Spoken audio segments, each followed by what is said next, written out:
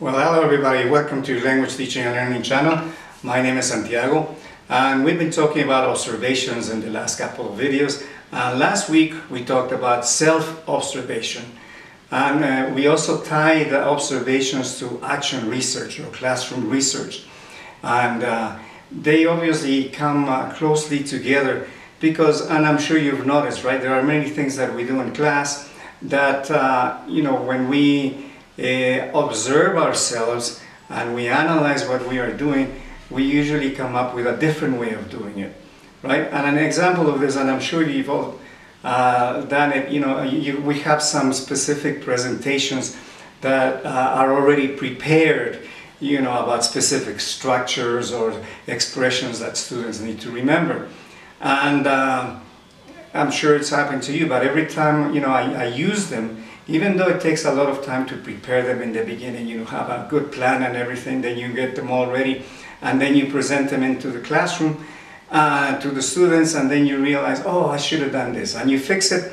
And we've done this a few times, we fixed them, and the next time you present it, something else comes up and say, oh, I should have mentioned this better, or I should change it and do it this way. So this is why observation and classroom research are very closely tied, and it is important for us to observe ourselves. Now, when it comes to self-observation, even though we can sometimes identify some of the mistakes or problems that we have or ways that we can improve, it's sometimes difficult for us to criticize ourselves.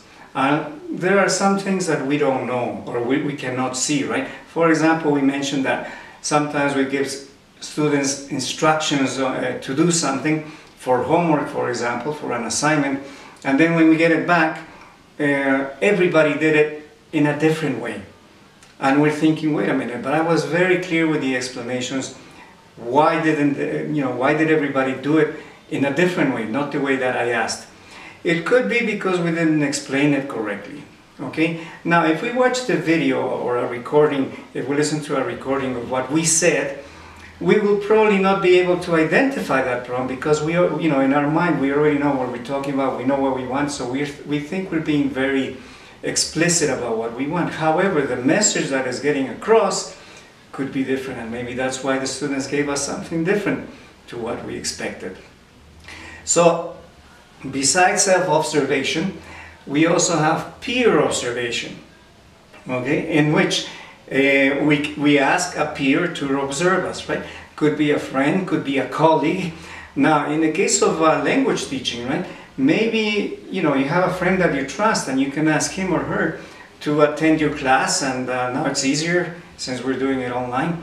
Give them the code and attend the class, even if they don't speak the language, just so that they can observe and see how they feel being in the classroom, and they may be able to give you some positive feedback, right?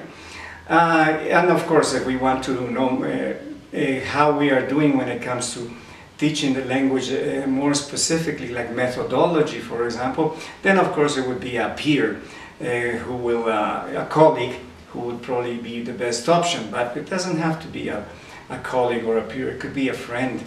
And the important thing about that also is to get the feedback, right? After they observed your class, get together sometime and talk it over, and ask him or her what feedback they can give you from what they observed in class, right?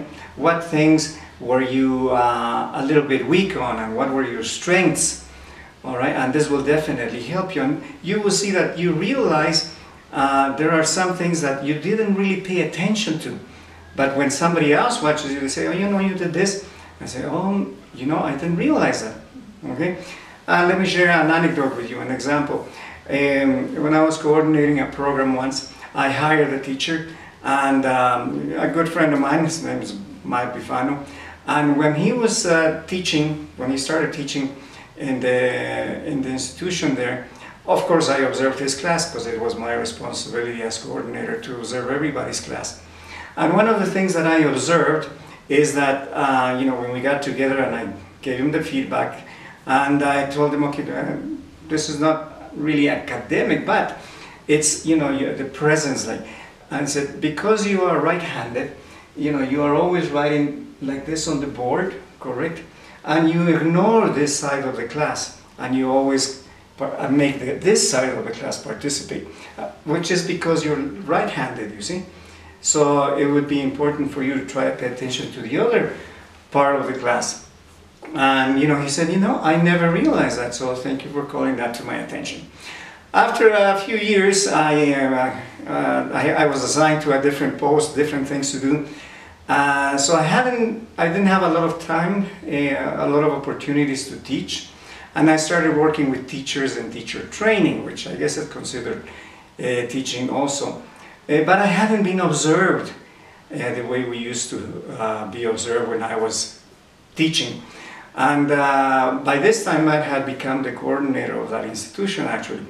And so I asked him once, and I go, listen, I have been observed for a long time, and I'm doing this teacher training stuff, so can you please come and observe my class and let me know what you think? And he said, fine.